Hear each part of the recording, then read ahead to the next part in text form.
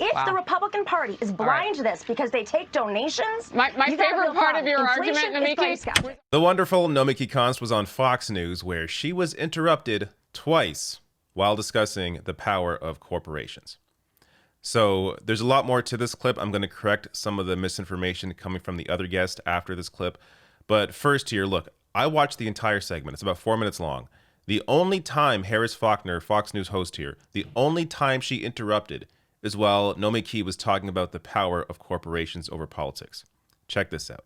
Biden's approval on the economy also at an all-time low, with just 33% of people approving of its handling by Biden. 38% blame the president for rising inflation, which hit 7.9% in February. I'll come in reverse order. Matt. No, again, that's a huge, huge issue. And as you mentioned before, his numbers among Latinos and African Americans is also troublesome. Look, Republicans have been making really quiet gains, steady gains, though, over the last couple of years. Democrats have taken them for granted. They assume that all they care about is either immigration or free stuff, when all they really care about is all what the rest of us care about, which is the economy, making sure their streets are safer and their houses are safer and their kids get a quality education. It's not rocket scientists, and it's certainly not pandering. Nomiki. Well, I got to hand it to you, Matt. Your jujitsu, your communications jujitsu is amazing. The fact that you mentioned 2014 is the last time Republicans did better, again, that was a midterm year. This is historic. That is how it works. Everybody knows that, but you do a great job at that. Also, I mean, let's see. I would like to know how much we're losing support among minorities. It's actually quite small, and you are gaining a very, very, very tiny, almost not even relevant number of minority support. You know, let's go back to your numbers, which is important because the economy is in this situation because the corporations, the multinational corporations, which fund the lobbyists, you do realize that the price of gas was up by like $1.92 before we got into a situation where we told Russia we wouldn't buy any more oil and the numbers started to really burst. I'm not blaming Putin. Okay, but what about the cost of bread? What I will that doesn't have anything to do with the oil companies or the big corporations. It has to do with CEOs price gouging. They're price gouging everywhere to an effect that Congress is now going to investigate it. If the Republican Party is blind to this because they take donations, my favorite part of your argument, Nomiki, was arguing how many blacks, Latinos, independents, and women don't like you. It's like that was the argument. It's great to have you both. Harris Faulkner only interrupted twice. Once when Nomiki was talking about how gas companies are gouging people, which they are. I will show you that, the proof of that in a second here. But also when she was talking about the power of corporate donations. And then, you know, both times Harris Faulkner tries to redirect the conversation to something else. It's truly incredible just to see right in your face Fox News there defending fossil fuel companies price gouging you. So first, before I do anything else, credit here to Case Study QB for clipping this this bit out. But this on oil versus regular unleaded gasoline. So this is the cost of, so this came from the White House, which, by the way, I did a video on this criticizing Biden for not doing enough. He could be threatening to nationalize this industry, which he is not doing. So you can watch that video for a bigger breakdown on this graph specifically.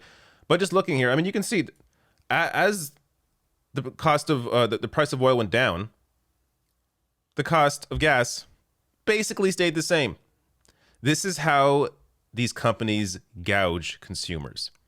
So it's always on the come down. So they'll increase prices with the cost of oil. And then when it's tapering off, they keep prices relatively the same, slowly tapering off eventually, but relatively the same, so they can price gouge you as long as possible without you even realizing it. Meanwhile, they're blaming the market or blaming, you know, something else. But the evidence is right here. So to have Fox News just straight up defending gas companies, it shows you where their interests are. And to be fair, it's not just Fox News. You know, cable news generally are going to defend corporations. But here, it was just so blatant.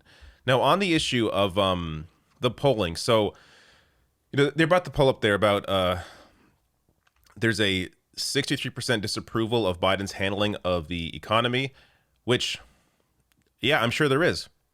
But they're assuming that that's because people think Biden isn't being conservative enough. When the reality is, I would be in that 63% if I was polled, but it's because Biden is being far too conservative with his domestic policy.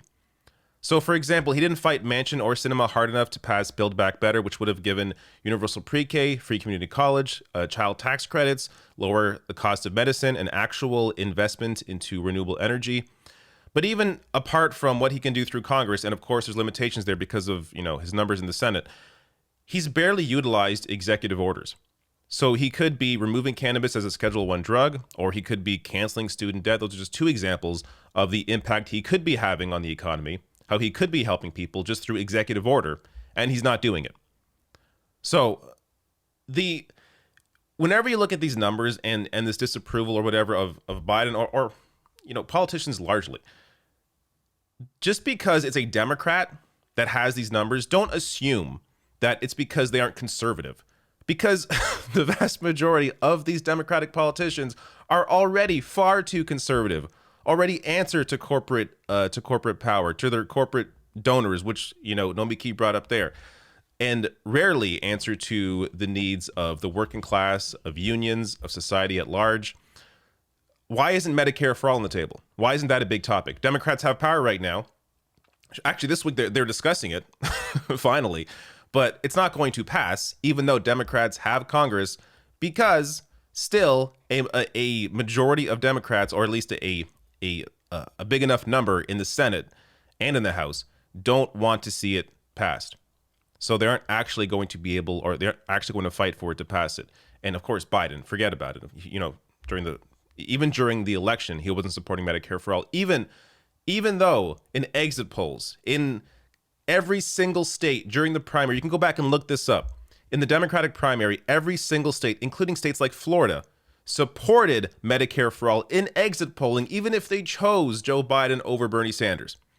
Because oftentimes people don't actually realize what these politicians fight for, or if they do, they vote for certain politicians for other reasons. Like there was that lie during the primary that Biden was more electable than Bernie Sanders was. So people voted simply to get Trump out, as opposed to voting for what they believed in, and not realizing that Bernie appeals to a much wider spectrum of people that aren't just locked into Democratic primaries, but people that don't normally vote is who Bernie would have brought out. But anyways, I don't want to relitigate 2020, but it just goes to show you that the answers aren't as simple from these polls as they may appear to some, especially with the way they are used by places like Fox News to try and push a certain narrative. But in reality, if you think about it a little harder, it's not too tough to understand why many of these politicians are not popular. And it often comes down to the power of corporations over Congress.